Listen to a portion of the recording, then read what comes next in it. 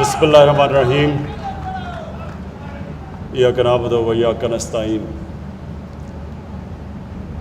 میں آج ڈاکٹر یاسمین آپ کو اور سی ایم پنجاب عثمان بزدار آپ کو لیا آ کے خاص طور پہ خراج تحسین پیش کرنا چاہتا ہوں، اور اس کی سب سے بڑی وجہ یہ ہے کہ جو میں چاہتا تھا کہ ہر پنجاب کا جو شہری ہے، ہر خاندان کے پاس ہیلتھ انشورنس ہو۔ آپ میرے جو یہاں لوگ بیٹھے ہوئے ہیں اور جو ٹی وی پہ لوگ سن رہے ہیں، میں صرف آپ کو یہ بتانا چاہتا ہوں کہ میں جب 18 سال کی عمر میں پہلی دفعہ برطانیہ گیا تو مجھے وہاں دو چیزیں نظر آئیں جو پاکستان میں نہیں تھی، جبکہ پاکستان تب بھی دنیا میں بڑی حیثیت رکھتا تھا۔ پاکستان آج سے 50 60 7 سال پہلے پاکستان کی دنیا میں بہت حیثیت تھی، تیزی سے ترقی کر رہا تھا، دنیا میں تیزی سے اوپر جا رہا تھا، اور ہماری مثالیں بھی دی جاتی تھی دنیا کو۔ پاکستانیوں کے لیے کوئی ویزے کی ضرورت نہیں ہوتی تھی، دنیا میں کہیں بھی چلے جائیں۔ تو تب جب میں نے برطانیہ گیا، میں نے پہلی دفعہ دو چیزیں دیکھی جو پاکستان میں نہیں تھی۔ ایک، قانون کی حکمرانی، کوئی ان کا پرائم منسٹر قانون سے اوپر نہیں تھا، کوئی ان کا برطانیہ کا شہزادہ یا شہزادی قانون سے اوپر نہیں تھے، سب کے لیے ایک قانون تھا۔ اور دوسرا، میں نے پہلی دفعہ زندگی میں ایک فلاحی ریاست دیکھی۔ ہم کوئی بھی جا کے اگر سرکاری ہسپتال میں چلے جائیں تو ہمارا مفت علاج ہوتا تھا۔ ہم یعنی کہ ہم تو برطانیہ کے شہری بھی نہیں تھے، تو برطانیہ کے شہریوں کا ہر سرکاری ہسپتال میں مفت علاج تھا۔ تو یہ پہلی دفعہ میں نے اپنی زندگی میں سمجھا کہ فلاحی ریاست ہوتی کیا ہے، کیونکہ پاکستان جب یہ پاکستان بنا تھا تو اس نے اسلامی فلاحی ریاست بنی تھی، تو ہم نے تو کبھی یہاں فلاحی ریاست نہیں دیکھی، لیکن برطانیہ میں دیکھی۔ اور وہاں ایک غریب آدمی اگر اس سے کوئی ناانصافی ہوتی ہے، وہ عدالت میں جاتا ہے تو اس کو مفت انصاف ملتا ہے، لیگل ایڈ ملتی ہے وہاں۔ اگر وہ اس کے پاس پیسہ نہیں ہے، وہ گورنمنٹ اسکولوں میں جاتا ہے، اس کو مفت اس کے بچے کو تعلیم ملتی ہے، اور وہ تعلیم جو کہ اس کو ملک کا پرائم منسٹر بنا سکے۔ یہ نہیں کہ ہمارے سرکاری اسکولوں میں جو تعلیم ملتی ہے وہ اوپر ہی بیچارے بچے نہیں آ سکتے۔ اور پھر اگر وہ بے روزگار ہوتا ہے تو حکومت پیسے دیتی تھی روزگار جب تک نہیں ملتا، ان ایمپلائمنٹ بینیفٹس جب تک روزگار نہیں ملتا تھا۔ اور پھر جو سب سے بڑی نعمت میرے خیال میں، جو سب سے بڑی نعمت تھی وہاں، وہ تھی کہ مفت علاج۔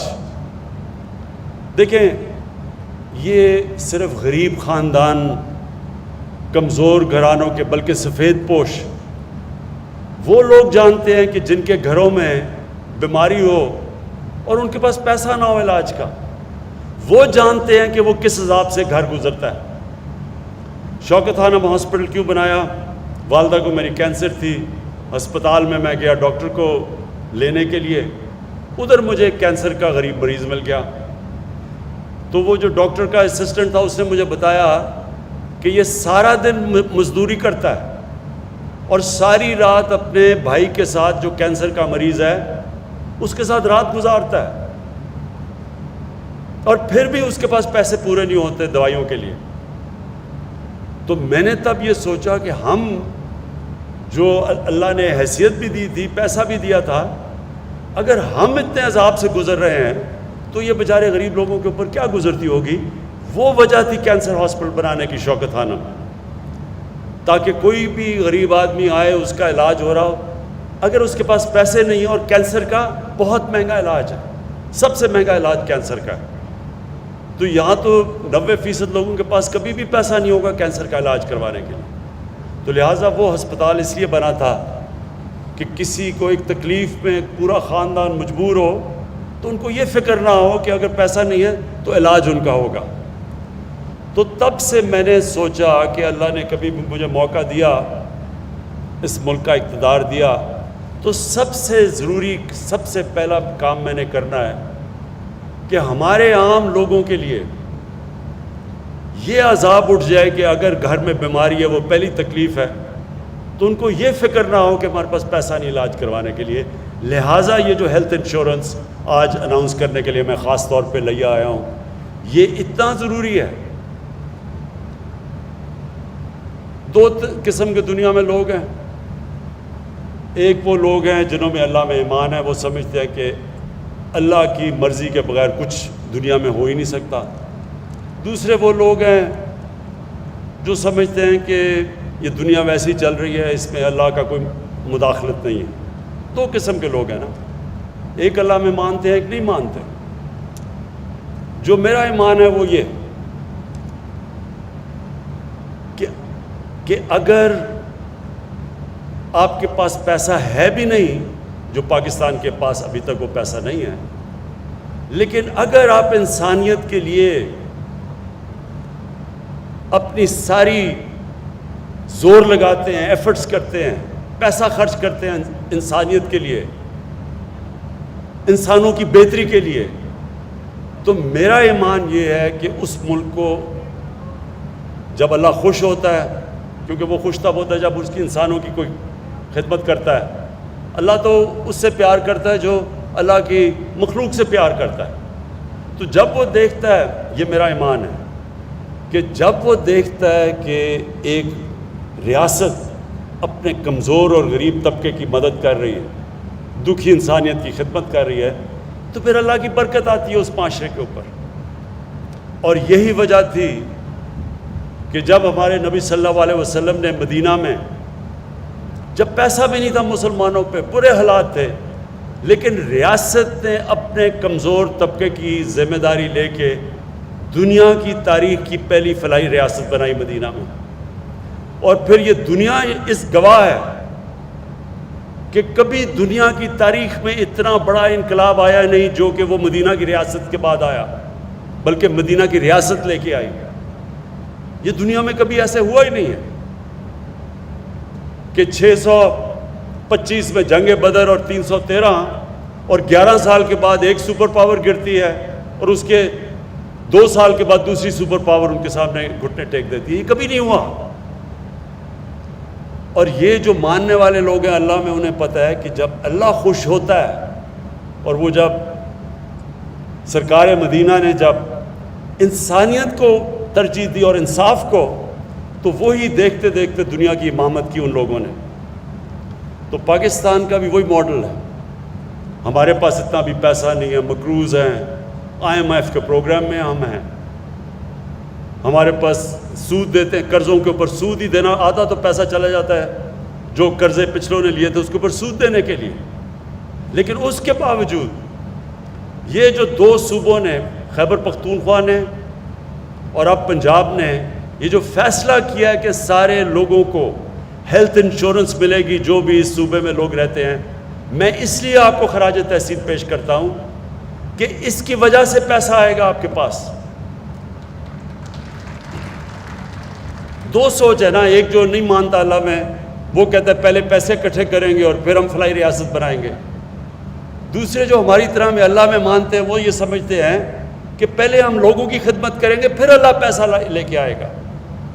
کیونکہ اللہ تو جب خوش ہوتا ہے، وہ کسان جو بیٹھے ہوئے ہیں، آپ سے بہتر کون جانتا ہے کہ اللہ کے اوپر ہوتا ہے. بارش صحیح ٹائم پہ آ جائے تو آپ کی عید بن جاتی ہے، بارش نہیں آتی تو اللہ کا عذاب آ جاتا ہے. تو یہ تو ہماری طرح کے لوگ، ہم تو سمجھتے ہیں کہ ہماری پہلی ڈیوٹی یہ ہے کہ اللہ کو خوش کریں، اور اللہ خوش ہوتا ہے جب اس کی عوام کی خدمت کریں. اس کے عوام کو سب سے پہلی چیز کہ جب وہ برا وقت ہوتا ہے، جب گھر میں بیماریاں ہوتی ہیں، تو اس کو کبھی یہ فکر نہ ہو کہ میرے پاس اگر پیسہ نہیں تو میرا علاج نہیں ہوگا۔ اور یہ آج جو 2 ڈویژنز کو آپ نے، یہ پنجاب کی 2 ڈویژنز کو آپ نے جو ہیلتھ کارڈ دیا ہے، اور یہ میں پھر سے بتا دوں، یونیورسل ہیلتھ کوریج کا مطلب کیا ہوتا ہے کہ ہر خاندان کے پاس ہیلتھ انشورنس ہے، ہر خاندان کے پاس ہیلتھ انشورنس ہوگی 7,20,000 روپے کی، کہ وہ کسی بھی، یہ بھی ضروری ہے سمجھنا، صرف گورنمنٹ ہاسپٹل نہیں، کسی بھی ہسپتال میں جا کے اپنا علاج کروا سکتے ہیں 7,20,000 روپے پہ۔ اور پھر جو ڈاکٹر یاسمین نے دوسری بات کی کہ اگر ان کے پیسے ختم ہو گئے تو مزید 3 لاکھ اور دیا جائے گا تاکہ وہ اپنا علاج پورا کر سکے، مکمل کر سکے۔ اور یہ میں ڈاکٹر یاسمین آپ کو، آپ کی ہیلتھ ڈپارٹمنٹ اس کو، اور یہ بہت بڑی ذمہ داری ہے اسٹیٹ لائف کے اوپر، اور یہ ہمیں سارا، ہماری فیڈرل گورنمنٹ اسٹیٹ لائف کے ساتھ مسلسل ہم اس کو اسکروٹنی کریں گے، اس کو دیکھتے رہیں گے، اس کی پوری طرح اس کے اوپر نگاہ رکھیں گے، کیونکہ یہ بہت بڑا، یہ کبھی ہوا ہی نہیں ہے۔ اور میرا تو ایمان یہ، اب تک ہم دنیا کو فالو کرتے ہیں، ہم دیکھتے ہیں جی دنیا میں کیا ہو رہا ہے، یہ تو پاکستان پہلا وہ ملک وہ کام کر رہے ہیں جو شاید ہی دنیا میں کہیں ایسا ہے۔ یہ جو سسٹم ہم لے کے آ رہے ہیں دنیا میں نہیں ہے، یونیورسل ہیلتھ کوریج، یعنی آپ لوگوں کو یہ بھی نہیں کہہ رہے کہ پریمیم دے، انشورنس کی جو پریمیم دے، مفت آپ پریمیم گورنمنٹ دے رہی ہے علاج لوگوں کا کروانے کے لیے۔ تو اس کے لیے ویسے کیونکہ پہلی دفعہ پاکستان میں ہو رہا ہے، اس کے اوپر ہمیں مسلسل نگاہ رکھنی پڑے گی، اور اس میں چیلنجز آئیں گے، اس میں فراڈ کے بھی چیلنجز ہوں گے، وہ بھی ہمیں انفارمیشن ٹیکنالوجی کی وجہ سے دیکھنا پڑے گا کہ کوئی اس کے اوپر اس کو غلط استعمال نہ کرے۔ لیکن انشاءاللہ یہ پاکستان میں صرف یہی نہیں کہ لوگوں کے لیے ایک سیفٹی نیٹ بن جائے گا، عام لوگوں کے لیے ایک ایسی چیز ہوگی کہ ان کی صحت کی ان کو فکر چلی جائے گی، لیکن دوسری چیز یہ ہے کہ یہ پورا ہیلتھ سسٹم اس کی وجہ سے آ جائے گا، پرائیویٹ سیکٹر آئے گا۔ اور میں ابھی بھی، لوگ یہ سمجھے نہیں ہیں پوری طرح، میں ہیلتھ منسٹر یہاں بیٹھے ہیں، میں ان کو بھی کہوں گا کہ ابھی سے ہمیں پوری کوشش کرنی چاہیے پرائیویٹ سیکٹر کو جو ہاسپٹل بنانا چاہتے ہیں ان کی ہم پوری طرح مدد کریں۔ ان کے لیے ہم نے یہ بھی سوچا ہوا ہے کہ اوقاف کی زمینوں پہ اور ایویکیو ٹرسٹ کی زمینوں کے اوپر جو ہیں، اور ریلوے کی زمینوں کے اوپر بھی بڑی زمینیں ہمارے پاس پڑی ہیں، ان کے اوپر ہم بہت سستی زمین ان کو دیں ہاسپٹل بنانے کے لیے، تاکہ پرائیویٹ سیکٹر آئے، اور ان کے لیے پھر ڈیوٹی فری، کوئی ان کو جو بھی اکوپمنٹ پاکستان میں نہیں بنتی ہیلتھ کی، ان کو ہم ڈیوٹی فری منگوانے دیں باہر سے، موقع دیں تاکہ پرائیویٹ سیکٹر آئے اور سارے پاکستان میں ہسپتالوں کا جال بچھے۔ اور جو اتنا بڑا مسئلہ ہمارے لوگوں کا ہے صحت کا، کہ یہ مجھے بڑے افسوس سے کہنا پڑتا ہے کہ ہم دنیا میں وہ ملک پیچھے رہ گیا دنیا سے، جدھر ہماری بچے تقریباً دنیا میں ان چند ملکوں میں سے ہیں، سب سے زیادہ ہمارے بچے 5 سال کی عمر سے پہلے وفات پا جاتے ہیں، کیونکہ بنیادی ہم ان کو پانی نہیں دے سکتے صاف پینے کا، اور جو بھی بنیادی ان کو ضروریات ہیں۔ اور دوسرا، ہماری جو مائیں ہیں، سب سے زیادہ ڈیلیوری کے پوائنٹ پہ پاکستان میں، دنیا میں وہ چند ملک ہیں، سب سے زیادہ مائیں مرتی ہیں ڈیلیوری کے ٹائم پہ۔ اس لیے یہ بڑا امپورٹنٹ ہے۔ جو دوسری چیز آپ نے یہاں لیا، اور یہ جتنی ریموٹ ڈسٹرکٹس ہیں، مدر اینڈ چائلڈ ہاسپٹلس کا جو 5 ہاسپٹلس بنانے کا فیصلہ کیا، یہ بھی بہت ضروری اس لیے تھا کہ پھر سے میں کہہ رہا ہوں کہ چائلڈ مورٹیلٹی اور جو پریگننسی میں جو مائیں مرتی ہیں، وہ سب سے زیادہ دنیا میں 5-6 ملک ہیں جدھر پاکستان ٹاپ پہ ہے۔ اس لیے یہ بڑا ضروری تھا کہ ریموٹ ایریاز کے اندر آپ یہ مدر اینڈ چائلڈ ہاسپٹلس بنائیں۔ تو یہ جو آج آپ نے آغاز کیا ہے 4 ارب کا، یہ بڑا پیسہ آپ خرچ کر رہے ہیں اس کے لیے، اور ساتھ ساتھ اس کے لیے وہ بھی ہیلتھ ریلیٹڈ ہے کہ یہ جو آپ نے سولرائزیشن کی ہے BHUs کی، بیسک ہیلتھ یونٹس کی، یہ بھی ضروری اس لیے ہے کہ یہاں دیہاتوں کے اندر ریگولر سپلائی بجلی کا نہیں ہے، ریموٹ ایریاز میں بیسک ہیلتھ یونٹ ہیں اور ادھر بجلی بڑی دیر تک چلی جاتی ہے. اس لیے سولرائزیشن جو سارے ہیلتھ یونٹس کا فیصلہ ہوا ہے شروع کریں گے بیسک ہیلتھ یونٹ کا ادھر لیا میں اور پھر باقی علاقوں میں لے کے جائیں گے. یہ بھی میں آپ کو خراج تحسین پیش کرتا ہوں. یہ بڑا زبردست پہلا قدم ہے. میں آخر میں چیف منسٹر پنجاب آپ کو اس چیز کی خراج تحسین پیش کرتا ہوں کہ آپ نے فیصلہ کیا کہ جو بھی سب سے پیچھے ڈسٹرکٹس رہ گئی ہیں، ڈویژنز رہ گئی ہیں، ان کے اوپر زیادہ توجہ دی جائے.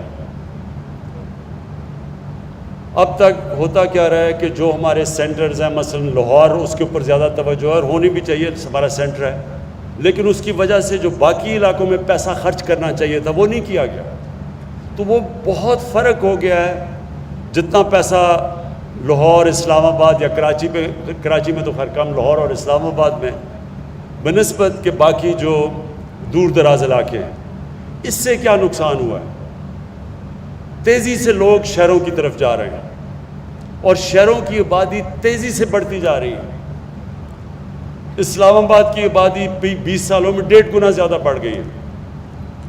لاہور کی آبادی 1.5 گنا سے بھی زیادہ بڑھ گئی ہے پچھلے 20-24 سال میں. اس سے کیا نقصان ہو رہا ہے؟ شہروں کے اندر اتنی تیزی سے آبادی بڑھ رہی ہے کہ نہ وہاں صحیح معنی میں سیوریج سسٹم دے سکتے ہیں ان کو، نہ صحیح معنی میں گندگی اٹھا سکتے ہیں. اوپر سے جو پانی ہے وہ نیچے جاتا جا رہا ہے. جو کراچی کے اندر مسئلہ ہے آج پانی کا، پیسے دینے پڑتے ہیں لوگوں کو ٹینکر لانے کے لیے گھر میں پانی نہیں ہے. اور جو غریب علاقے ہیں وہاں بالکل برے حالات ہیں پانی کے.